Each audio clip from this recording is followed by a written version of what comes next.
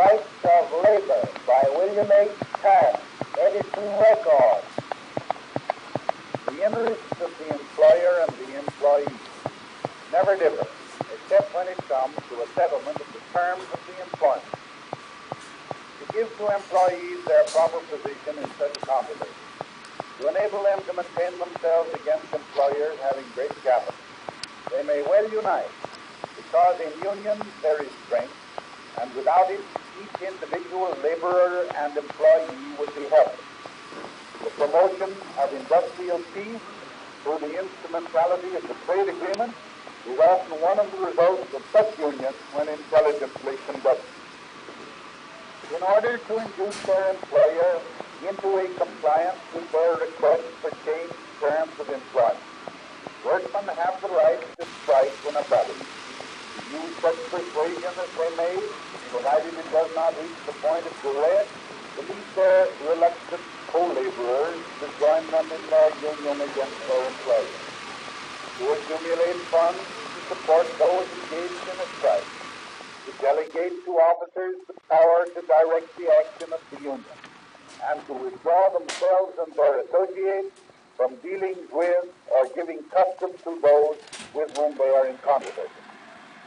What they have not the right to do is to injure their employer's property, to injure their employer's business by use of threats or methods of physical duress against those who would work for it, or by carrying on what is sometimes known as a secondary boycott against his customers.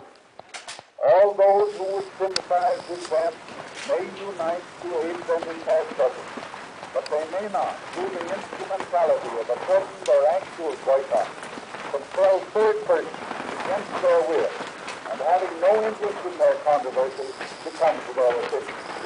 These principles have for a great many years been settled for the courts of this country.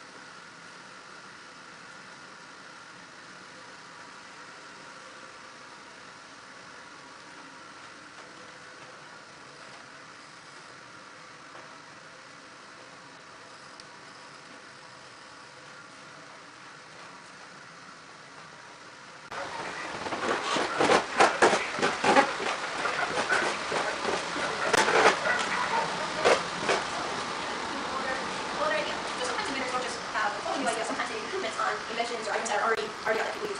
So now the gallery just behind us here will give you a whole perspective on all the different kinds of phonographs that the Edison company would have been making. But you'll also notice that as you're walking through, you may hear other visitors saying, "Oh, those are some really cool Victrolas." You guys ever heard of Victrolas? Yeah? So when you look at this, you might think, Victrola. It's just the brand name of a certain kind of phonograph. A Victrola is a phonograph. Okay? So it would be like today, some of our MP3 players are made by Apple and they're iPods. Okay? Does that make sense? Yeah. Not mine, mine's a single. Don't call mine an iPod. So, but you get the idea. It's just a brand name. Now, a lot of people know Victrola more than Edison diamond disc phonograph because Victrolas were very popular. They were a little bit cheaper, and the main selling point of the Victrola was that if you had a favorite song by the most popular artist, that artist would probably be under contract with the Victor company. Now, so what? Big deal. Well, the big deal was that you couldn't play Victor records on an Edison diamond disc phonograph. Because when Mr. Edison was organizing the company and the technology and so on, he thought he was being very clever that you could only play Edison records on Edison phonographs. So if you bought one, you had to buy the other. Seemed like a good idea at the time. It didn't Software and hardware. It was a standard tool.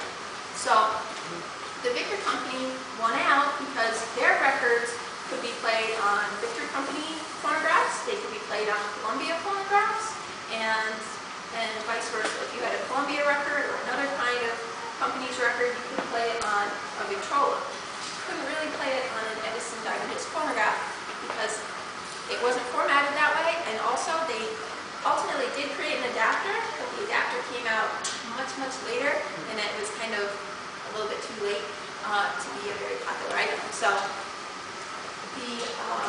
the phonographs in this room are pretty much the Edison diamond disc phonographs, but the Victrolas were mostly very popular. And like you said earlier, like, oh, who sang that song or who was the artist?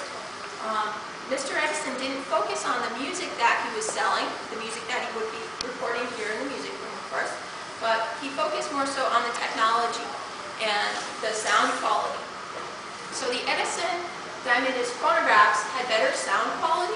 They were technologically superior, but they didn't have your favorite song. You couldn't play your favorite song on that.